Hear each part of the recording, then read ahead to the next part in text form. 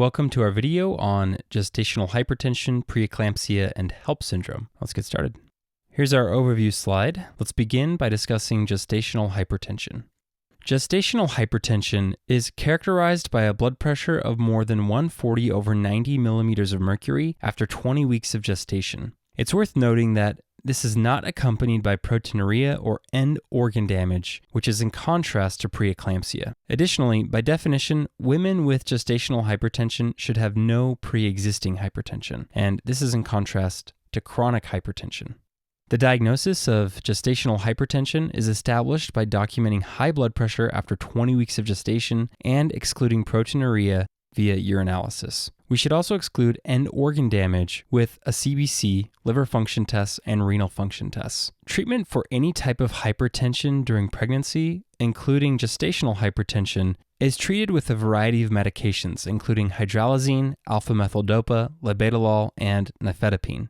In fact, knowing these drugs is so high yield that there is a famous mnemonic for them, which is hypertensive moms love nifedipine. The first letter of each word in the sentence denotes these 4 drugs. All right, let's move on to preeclampsia without severe features. In order to make the pathophysiology easier to understand, let's discuss it with an illustration, which is on the next slide.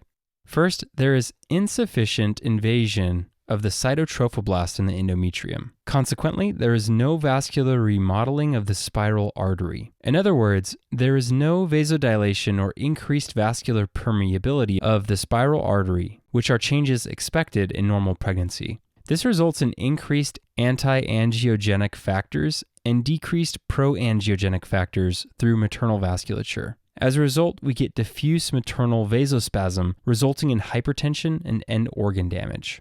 So, as the slide says, there's abnormal cytotrophoblast invasion of the endometrium, there's no vascular remodeling of the spiral artery, there's increased anti-angiogenic factors and decreased pro-angiogenic factors. This results in maternal vasospasm and hypertension leading to end organ damage.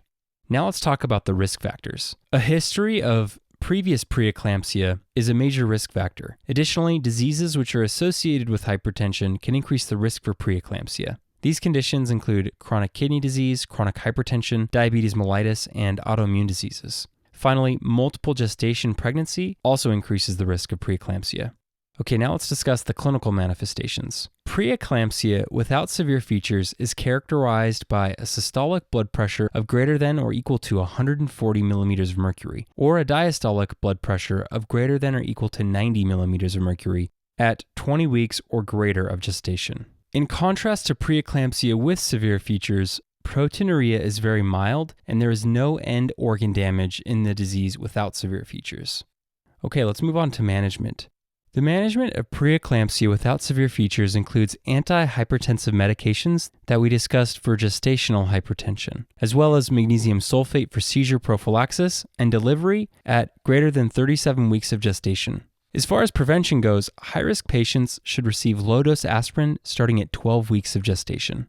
All right, let's try a question. A 27-year-old G2P1 female comes to the physician at 26 weeks of gestation due to high blood pressure readings at home. She has never had hypertension before. She has a past medical history of type 1 diabetes mellitus diagnosed 10 years ago. The physical exam shows a blood pressure of 150 over 100 millimeters of mercury. Urinalysis is significant for 3+ proteinuria. What is the inciting event in the pathophysiology of this patient's condition? All right, this patient presents with a blood pressure of 150 over 100 and 3+ proteinuria without a previous history of hypertension. This is consistent with the diagnosis of preeclampsia. She has a past medical history of type 1 diabetes, which further supports the current diagnosis of preeclampsia because this is a well-known risk factor. As we discussed on the previous slides, the inciting event in the pathophysiology of preeclampsia is insufficient cytotrophoblast invasion in the endometrium and abnormal spiral artery development. All right, now let's discuss preeclampsia with severe features. The pathophysiology and risk factors are exactly the same as preeclampsia without severe features. The clinical manifestations, on the other hand, are different. Preeclampsia with severe features is characterized by systolic blood pressure greater than or equal to 160 or diastolic blood pressure greater than or equal to 110. And this has to occur at 20 or more weeks of gestation. Additionally, proteinuria is severe, which means it's 3+ or 4+ proteinuria on a urine dipstick. There may also be symptoms like pulmonary edema, peripheral edema, and visual or cerebral symptoms of stroke. We may also see a high creatinine, deranged LFTs, and thrombocytopenia. Here we see pitting edema of the lower extremity, which is a finding that can be seen in preeclampsia. Here is a chest x-ray of a patient with pulmonary edema, and notice the interstitial infiltrates and the right-sided obscuration of the diaphragm, indicating transudation of fluid. Okay, moving on to treatment. Treatment of preeclampsia with severe features includes antihypertensive medications that we discussed for gestational hypertension, as well as magnesium sulfate for seizure prophylaxis, and delivery at greater than 30 weeks of gestation. This idea of delivering at greater than 34 weeks of gestation is the key difference between preeclampsia with severe features compared to without severe features. Recall that patients with preeclampsia without severe features can be delivered at greater than 37 weeks of gestation. Finally, similar to preeclampsia without severe features, the prevention of preeclampsia with severe features also includes low-dose aspirin starting at 12 weeks of gestation. Okay, let's move on to the final topic, HELLP syndrome.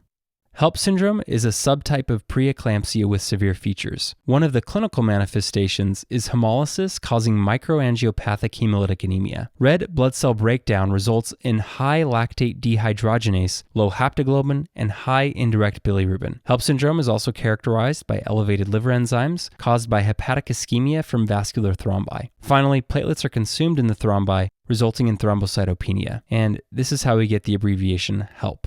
It's treated with antihypertensive medications that we discussed for gestational hypertension, as well as magnesium sulfate for seizure prophylaxis and an immediate delivery. Delivery is essential because HELLP syndrome is a life-threatening obstetric emergency. All right, let's wrap up with the final question.